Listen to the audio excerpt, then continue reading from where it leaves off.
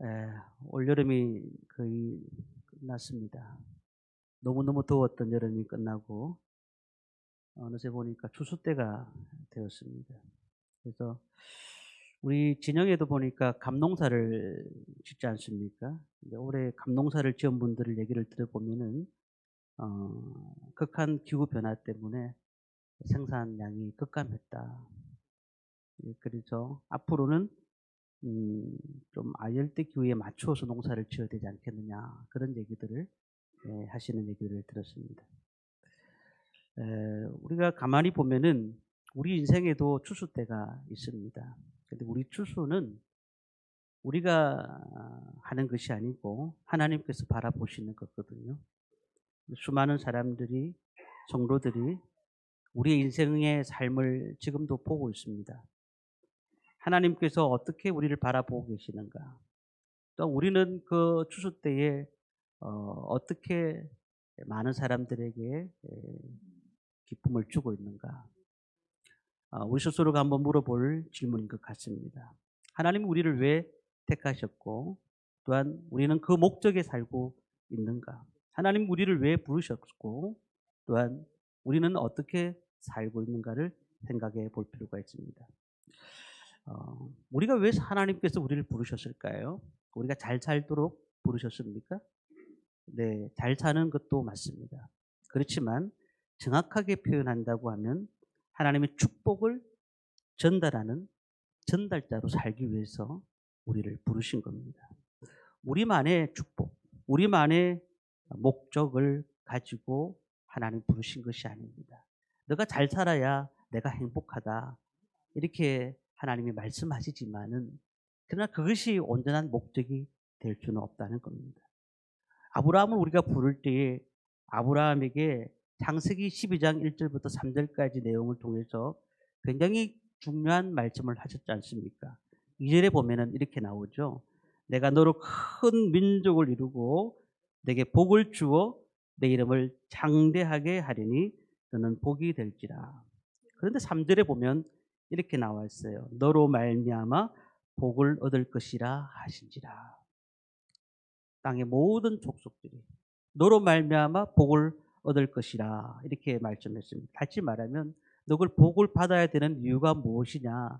너가 복을 받을 이유는 많은 영혼들에게 복을 전달하기 위해서 너는 복을 받아야 된다라고 말씀을 하고 있는 겁니다.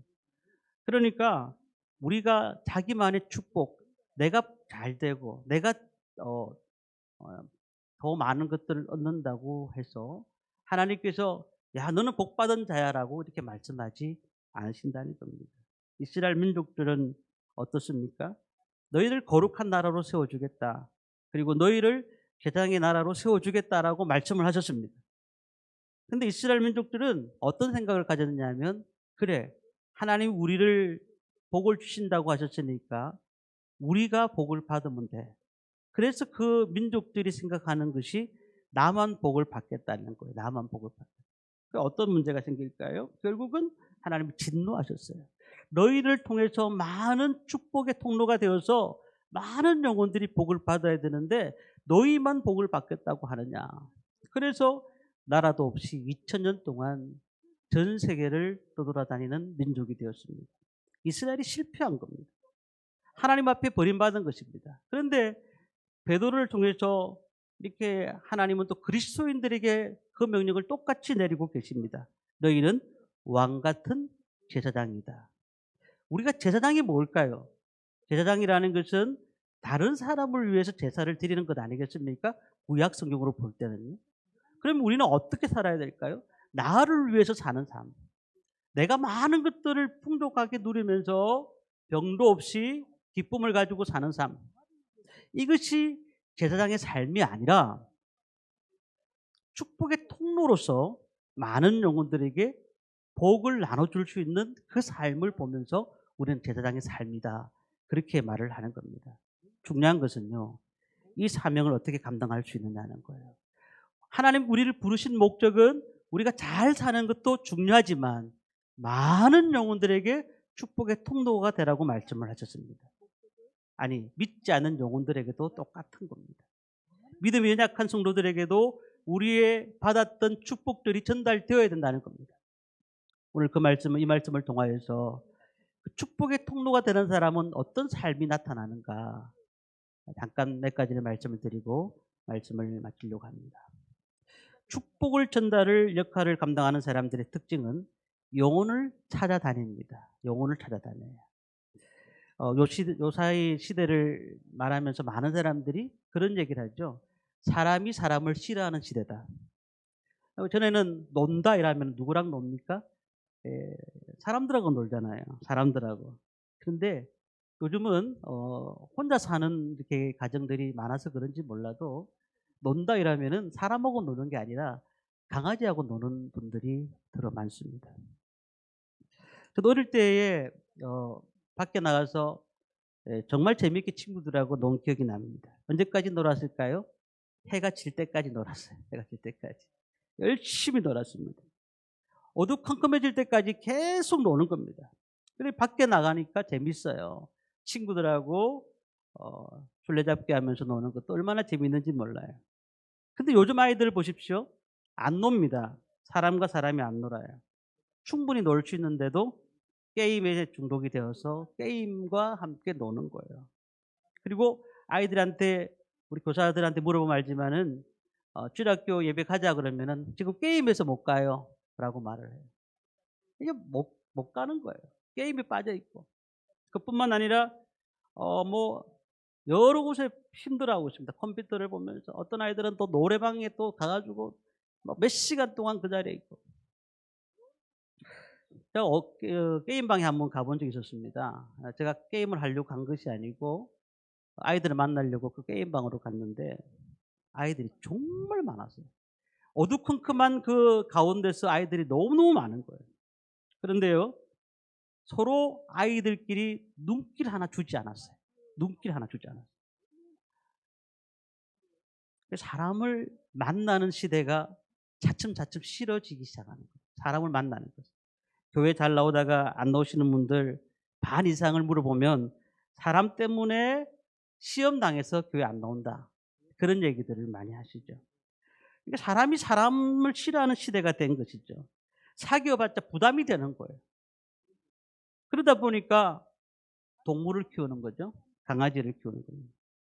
강아지를 키우면은 강아지 키우다 보면은 이게 강아지가 병이 든단 말이에요. 병이 들면은 어떻게 됩니까? 아파하니까 새벽이라도 동물병원에 데려가야 되잖아요. 근데 이게 보험이 안 되니까 돈이 많이 들어가요. 그리고 미국에 가만히 보니까 강아지가 죽으면은 가장 싼 것이 700불. 그러니까 우리나라 돈으로 한 78만 원 장례비가요. 그리고 가장 비싼 장례비가 7,000불, 900만 원이 된다 그래요. 사람한테 돈은 투자하지 않지만은 강아지는 투자하는 겁니다. 어떤 청년인데요. 제가 몇 년 전에 한 7, 8년 전에 우리 교회에 등록한 청년입니다. 저희 교회 출석했는데 이 청년이 여청년들 둘이서 살고 있습니다. 한 번은 제 아내한테 전화가 왔습니다. 고양이를 키우는데 원룸에 이제 문을 열어놨더니 고양이가 뛰쳐나가 버립니다. 그런데 사고로 죽은 거예요. 그러면서 얼마나 슬퍼하는지 얘기하기를 고양이 죽으면 천국 가나요? 그렇게 물어보는 거예요. 고양이 죽으면 천국 가나요? 고양이 죽어도 영혼이 없기 때문에 천국 안 간다. 그랬더니 막 낙심하기 시작해요. 문제는요. 지금 우리가 사람들을 만나기 싫어하니까 동물들에게 관심을 가지고 학생들은 또한 PC방 가고 게임을 좋아하고 신앙생활도 그렇더라는 거죠. 신앙생활도. 늘 교회에 와서 이렇게 전도회라든지 어떤 기간이라든지 이런 데 같이 함께 하기 힘든 거예요. 요즘. 그냥 예배 드리고 가는 걸 원하는 거죠. 그러니까 하나님의 관계에 대해서는 깊이 생각하시는 분들이 많지만 사람들 관계가 그렇게 크게 부담스러운 분들이 많더라는 겁니다. 자, 그런데요. 하나님께서 우리를 왜 부르셨는가? 혼자 신앙생활 하라고 부르셨습니까? 혼자 구원받고 혼자 축복받으라고 부르셨습니까? 왜 이 땅에 하나님께서 교회를 만드셨습니까? 목적이 하나입니까? 목적이 하나입니다. 사람에 대한 책임을 부여하신 겁니다. 우리만 예수 믿고 구원받는 것으로 끝나는 것이 아니고 내 부모와 내 자녀에 대해서 영적 생활까지도 우리는 책임을 져야 되고 먼저 믿은 자로서 주위에 있는 사람들에게도 그 책임을 함께 묻기를 원하시는 겁니다. 축복의 전달자가 뭡니까?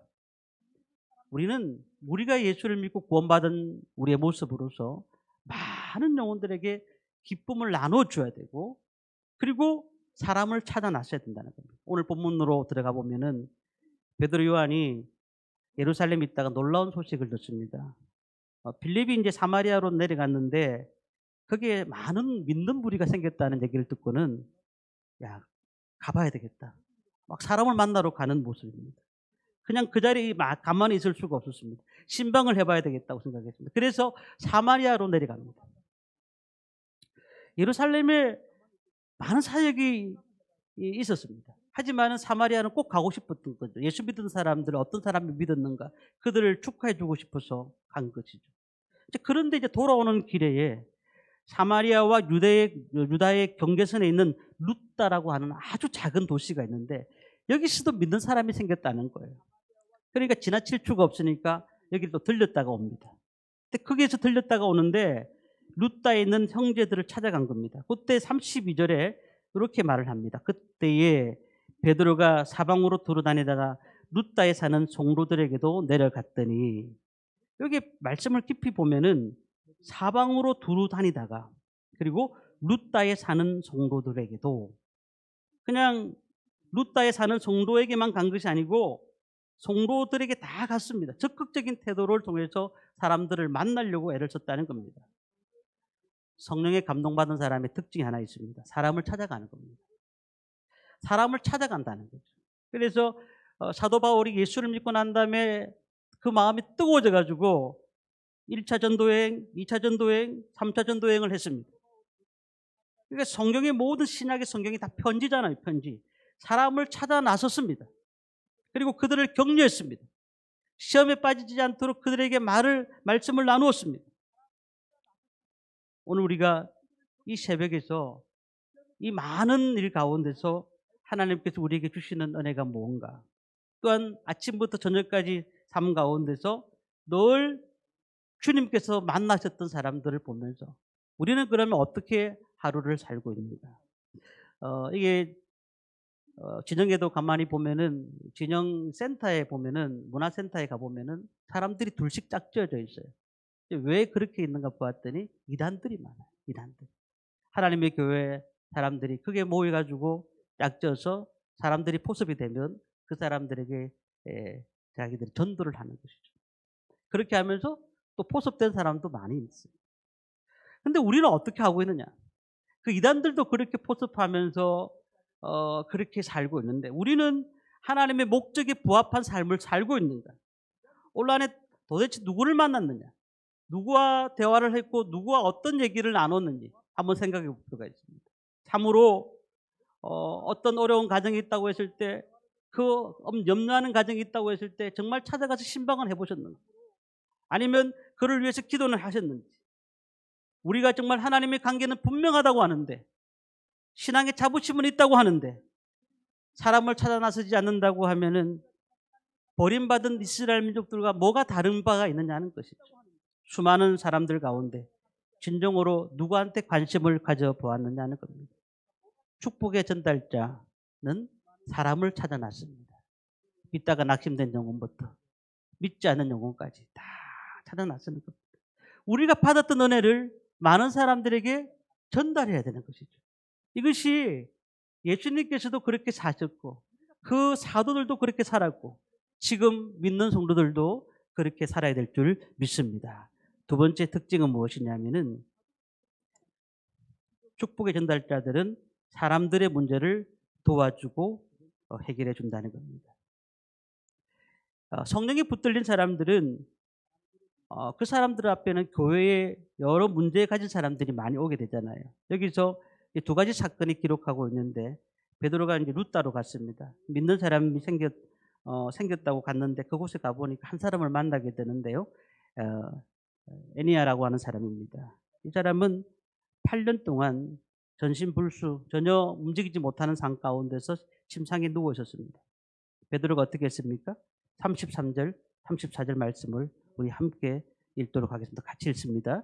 베드로가 이르되 애니아야 예수 그리스도께서 너를 낫게 하시니 일어나 내 자리를 정돈하라 한데 곧 일어나니 룻다와 사돈에 사는 사람들이 다 그를 보고 주께로 돌아오니라. 아멘. 이게 33절 34절에 보니까 애니야야 예수 그리스도께서 너를 낫게 하시니 일어나 자리를 정돈하거라 라고 곧 일어났습니다. 룻다에서 그 일들이 일어난 거죠. 그런데 그 일들이 얼마 떨어지지 않은 노다에서도 소문을 들은 겁니다. 야, 8년 된 중풍병자가 베드로 사도가 치료해서 그들이 일어났다는 거죠. 그래서 사람들이 이제 베드로에게 사람을 보냅니다. 우리 지역에도 와달라고. 그래서 간청에 따라서 이 베드로가 롯바로 향하게 되는 겁니다. 룻다에 있다가 롯바로 가는 것이 뭐 자발적으로 간 것이 아니고 간청에 의해서 간 것입니다. 롯바와 룻다는 한 17km에서 20km 되는 거리에 있습니다. 그런데 그곳에 어떤 일이 있었느냐 하면 우리 36절 37절 말씀을 함께 보겠습니다. 롯바에 다비다라 하는 여제자가 있으니 그 이름을 번역하면 도르가라. 선행과 구제하는 일이 심히 많더니 그때에 병들어 죽음에 시체를 씻어 다락에 누이니라. 여기 보면은 다비다라 하는 여자가 있는데 그걸 번역하면 도르가다. 그가 엄청나게 선행을 많이 했다는 말씀을 거기서 말하고 있습니다. 그런데 그가 어떤 상황입니까? 죽었다는 거죠. 죽었다는. 자, 그런데 그가 부자였다는 것을 얘기를 하는 것처럼 보이지만은 사실은 부자가 아니었습니다. 왜 그러냐면은 39절의 말씀 보면은 지은 속옷과 겉옷을 다 내보이거늘. 지은 속옷이라는 건 뭐예요? 그들과 함께 있을 때 가부들에게 지었던 속옷들을 다 그들에게 주었다는 거죠. 가부들이 그것을 보면서 이렇게 도와줬다는 거, 자기를 도와줬다는 거. 가난 가운데서도 가부들을 도와줬던 사람이 이 사람이었다는 것이죠. 그래서 이 가부들이 베드로 앞에서 울고 있는 겁니다. 죽은 시체를 씻어서 다락에 누였습니다. 어떤 이유에서인지 알 수 없지만은 이 사람이 죽었단 말이에요. 그리고 베드로를 청했습니다.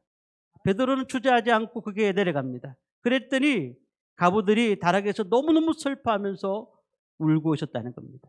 베드로가 무릎을 꿇고 간절히 기도한 후에 한마디로 얘기합니다. 다비다야 일어나라. 우리 40절 말씀을 함께 보겠습니다. 같이 읽습니다. 베드로가 사람을 다 내보내고 무릎을 꿇고 기도하고 돌이켜 시체를 향하여 이르되 다비다야 일어나라 하니 그가 눈을 떠 베드로를 보고 일어나 앉은지라. 그가 살아났다.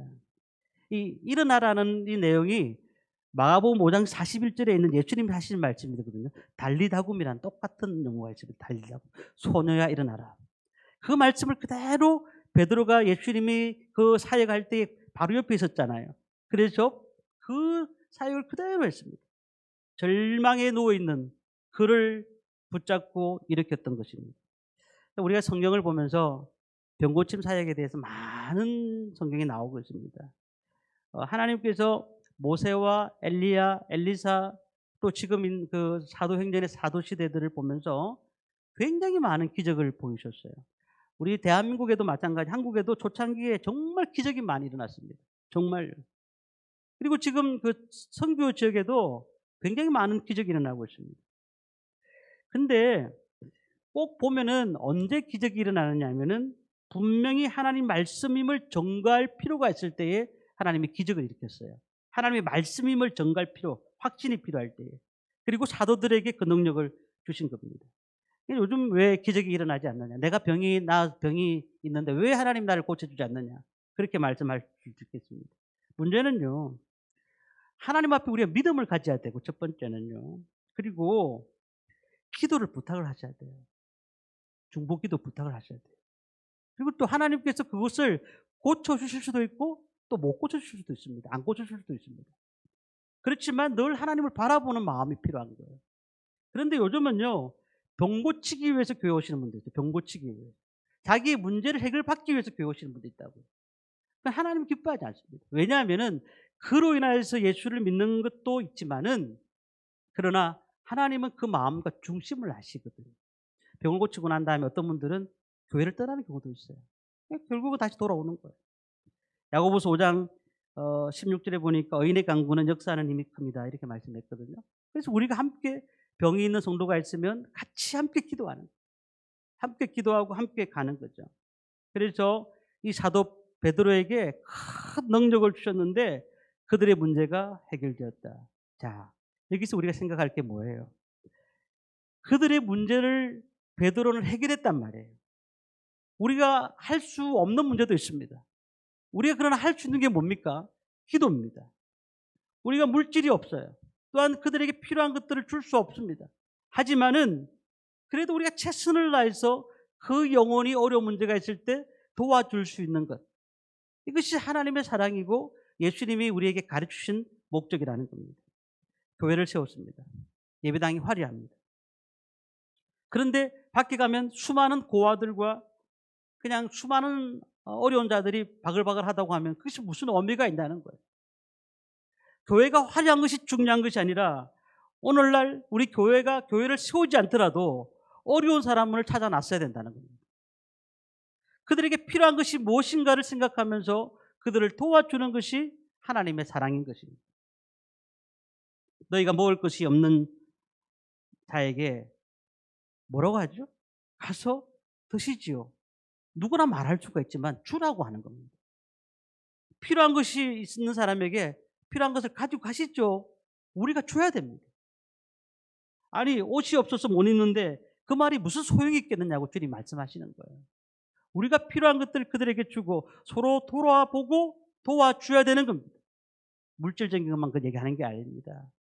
그들에게 정말 사랑이 필요하면 사랑도 줘야 되고요.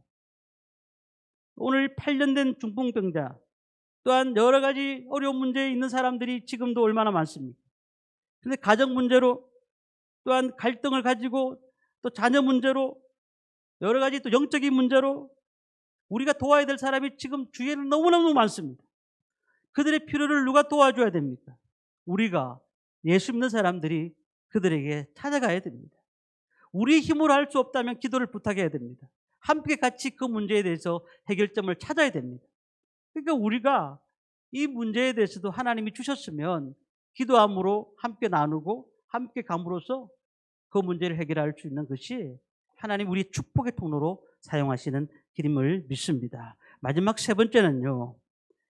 축복의 통로라는 것은 영혼을 주님께로 인도한다는 겁니다.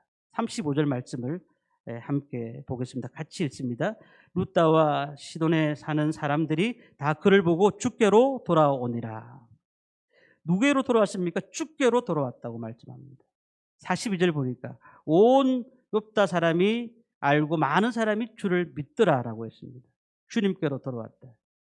미국 사람들이 한국에 이제 선교를 하지 않습니까? 그래서 지금부터 한 100년 전에 미국 사람들이 우리 한국에 선교를 왔습니다. 뭐 정말 우리나라는 못 사는 나라였습니다. 뭐냐 한 집에 5식구씩 6식구씩 이렇게 한 이불을 덮고 살았던 민족 아니겠습니까? 먹는 것도 부실하고요.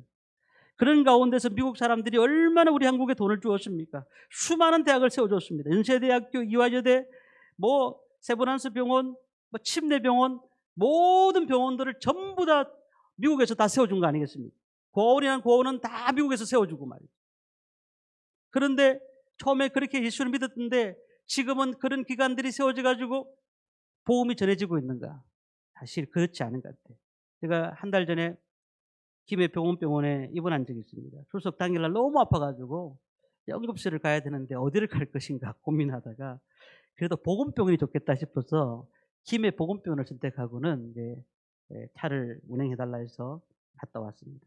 김해보건병원에 응급실로 갔는데 일주일 동안 입원을 했는데 저는 보건병원이라 해서 예수님의 그림자가 나타날 줄 알았습니다. 그런데 예수님의 옛자도 나타나지 않았어요. 그냥 그 흔한 말씀 성구 하나 그 병원에 없더라고요. 딱 보니까 보건병원이라고 왜 붙였는지 난 잘 모르겠어요. 이게 다른 재단에 넘어갔다는 거죠. 넘어가가지고 그렇게 됐다고 하는데 참 그런 것 같아요. 우리가 아니 돈만 던져주고 복음을 전하지 않는 것 그것도 문제가 되는 겁니다. 베드로가 가서 그들의 필요를 채워줬습니다. 그리고 난 다음에 가정교회 가서 다비다를 또 일으켜 줍니다. 주님께로 돌아왔다. 주님께로 왔다. 오늘 우리는 이 땅에 많은 사람을 도와주는 것도 중요합니다만은 그들이 주님께로 돌아올 수 있도록 우리가 그 일들을 힘을 써야 됩니다. 우리 주일학교 교육이 굉장히 중요하잖아요. 그런데 문제는 그 아이들에게 필요한 것들을 적절하게 주는 것도 중요합니다. 물론 그렇게 해야 교회를 오니까요. 그런데 그들이 하나님을 떠나지 않도록 복음을 전해야 됩니다. 그 영혼들이 하나님을 믿을 수 있도록 복음을 전해야 되는 겁니다. 우리에게 그 사명을 주신 것입니다. 그들이 교회에 앉아서 예배드리고 30명, 40명이 앉아서 예배드리는 게 중요한 것이 아니고 그 영혼들 한 영혼을 잡고 기도해주고 그 영혼들이 하나님을 믿을 수 있도록 우리가 그 일들을 위해서 최선을 다해야 된다는 겁니다. 하나님의 축복의 전달자가 되어야 됩니다. 한국 교회 사회를 보면은 140년 전에 보면 1885년 4월에 우리나라의 첫 발을 디뎠던 언더우드 선교사님 편지를 보면 그 제목이 뭐냐면은 보이지 않는 조선의 마음입니다. 주여 지금은 아무것도 보이지 않습니다. 주님 메마르고 가난한 땅 나무 한 그루 시원하게 살아오르지 못하고 있는 땅에 저희들을 옮겨와 심으셨습니다. 지금은 아무것도 보이지 않습니다. 보이는 것은 고집스럽게 얼룩진 어둠뿐입니다. 그러나 주님 순종했습니다. 겸손하게 순종할 때 주께서 일을 시작하셨고 그 하시는 일을 우리의 영적인 눈으로 볼 수 있는 날이 있는 줄 믿습니다. 머지않아 은총의 땅이 되리라는 것을 내가 믿습니다. 언더우드 선교사가 조선 땅을 바라보면서 그렇게 기도했던 겁니다. 오늘 우리가 정말로 하나님 앞에 무엇 때문에 살고 있느냐? 영혼을 위해서 살고 있어야 됩니다. 놀라운 하나님의 은혜가 있기 때문에 이 나라가 지금 이렇게 잘 사는 나라가 되었지 않습니까? 누구도 부인할 수가 없는 것입니다. 우리 꿈 있는 교회가 왜 이 교회에 세워졌습니까?